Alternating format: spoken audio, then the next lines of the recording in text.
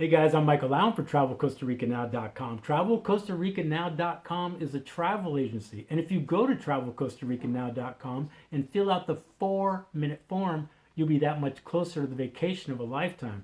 We're like you, having best friends who live and know Costa Rica, totally hooking up your Costa Rica vacation. But man, like a million other businesses around the world, TravelCostaRicaNow.com needs to get back to it. We're going to get to that in a minute. This is all about the coronavirus and moving forward. I'm going to need some coffee for this. Okay, it's either Friday, May 8th or Saturday, May 9th. When you've lived in Costa Rica as long as I have, every day pretty much feels like a Friday or Saturday, but I'm pretty sure it's one of those days. The biggest thing in Costa Rica is they are going to open the borders June 15th. That's the big thing. Seems a little far to me, but that's what it is. There's still, the numbers are good. 2 thumbs up for the way Costa Rica has responded to the coronavirus. Now, what I'm about to say, I'm sure a lot of people are going to take, my views are going to be controversial, I guess. Some people might feel like, unsubscribing to me. I don't know, name calling or whatever. I personally believe in a civil discourse, a courteous discourse of back and forth. That's just me. If you feel the need to, yell at me, so be it.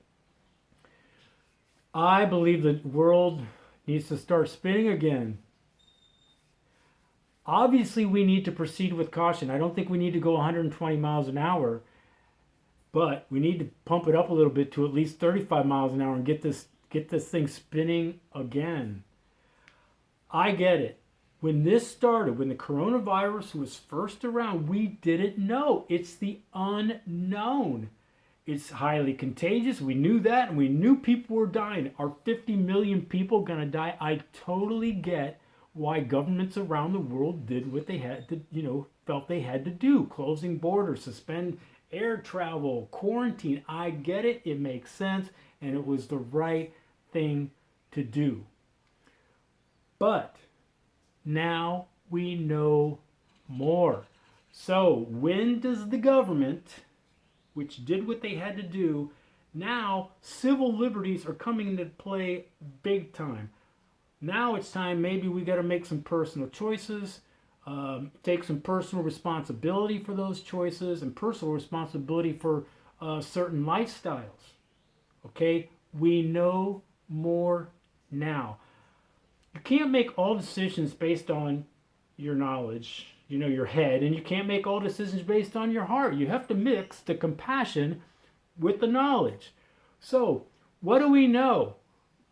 We know it's highly contagious, but not everybody dies if they do get it. It is very flu-like, if you want to think it is or not, but it is. So, who's susceptible? Your grandmother's susceptible because she's older. Her immune system is weaker. I'm actually in the age group.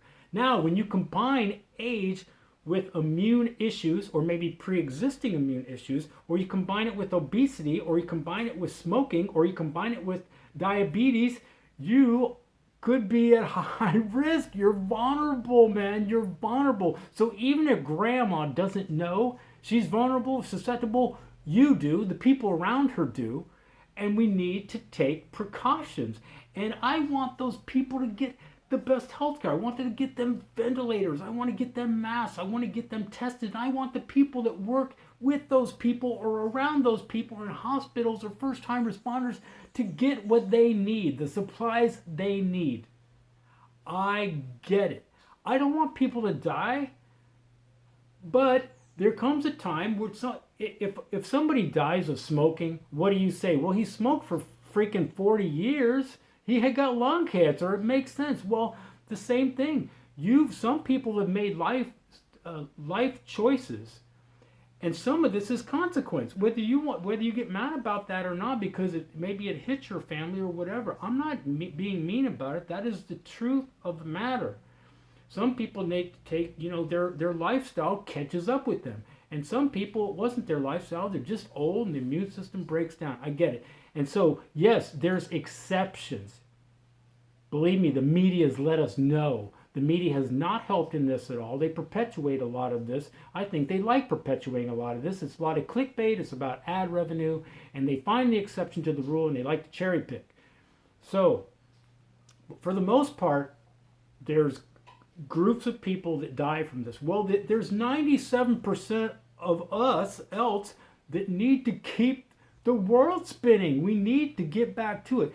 I'm not oblivious to this. I know that I could give this to somebody, but I take my own precautions. I'm still quarantined. I do go to the gym, but I'm still spacey, man. I'm still washing hands. I'm still doing things.